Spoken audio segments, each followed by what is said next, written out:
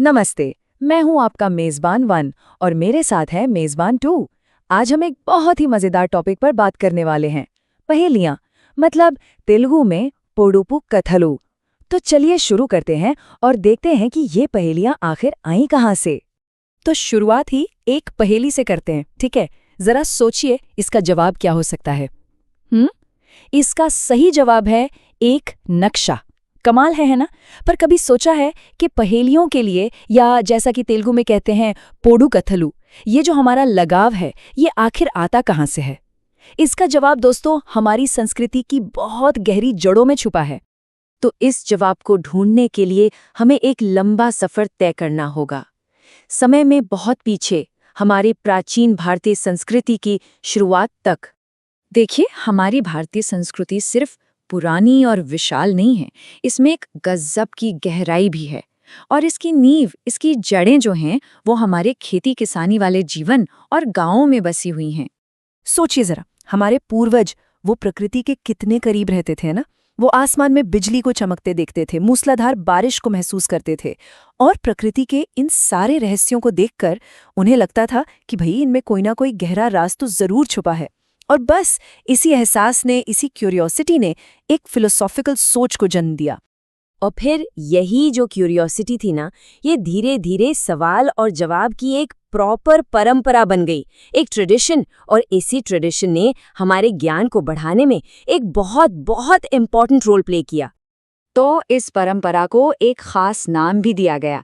मेजबान 2, तेलुगु में इसे क्या कहते हैं जरा बताइए। हाँ बिल्कुल, तेलुगु में इसे कहते हैं प्रश्नोत्तरा विधानम। इसका सीधा सा मतलब है प्रश्न उत्तर की परंपरा।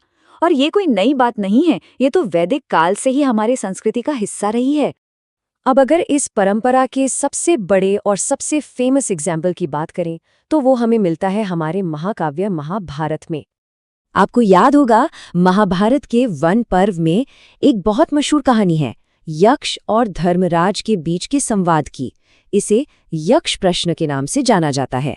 मेजबान 2, तेलुगु में इसे कैसे कहेंगे? तेलुगु में भी इसे यक्ष प्रश्नलू ही कहते हैं। अब यहाँ सबसे मजेदार बात बताए क्या है? सोर्स ये बताता है कि यक्ष ने जो सवाल पूछे थे वो असल में पहेलियों जैसे ही थे।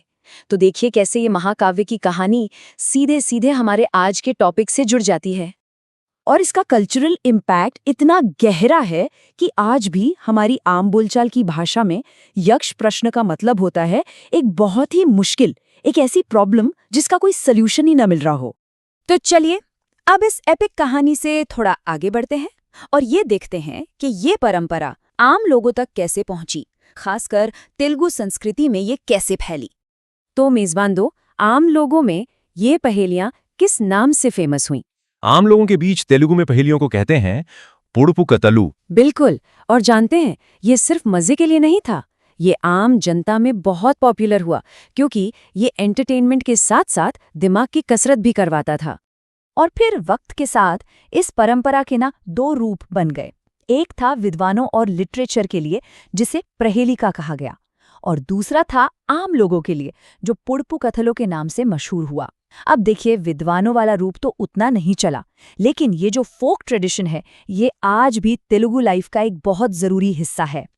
ये पहेलियां कल्चर का इतना जरूरी हिस्सा हैं कि अलग अलग इलाकों में इनके नाम भी अलग अलग हैं।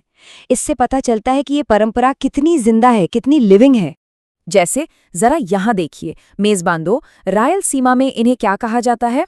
रायलसीमा में इन्हें मारोकतुल कहते हैं। अच्छा, और करीमगढ़ में? वहाँ इन्हें शास्त्रम कहा जाता है। अरे वाह, ये तो बहुत दिलचस्प है। और यहाँ शास्त्रम का मतलब सिर्फ कोई धार्मिक ग्रंथ नहीं है, बल्कि इसका मतलब है एक ऐसा सवाल जिसके अंदर कोई सीक्रेट मीनिंग, कोई रहस्य छिपा हो। तो दोस्तों, हमने देखा कि कैसे ये जिज्ञासा की यात्रा प्राचीन काल से शुरू होकर आज तक पहुंची है। तो चलिए अब इस सफर को आज के समय में लाते हैं और इसे एक सवाल के साथ खत्म करते हैं। सवाल ये है कि जब आसमान में बिजली चमकती है तो उसे देखकर मन में क्या ख्याल आता है, क्या महसूस होता है? ये सवाल उसी पुरानी जिज्ञासा, उसी क्वेश्चन आंसर की परंपरा को आगे बढ़ाता है। अपने विचार और जवाब नीचे कमेंट्स में जरूर बताइएगा। अगली बार तक के लिए सोचते रहिए और सवाल पूछते रहिए।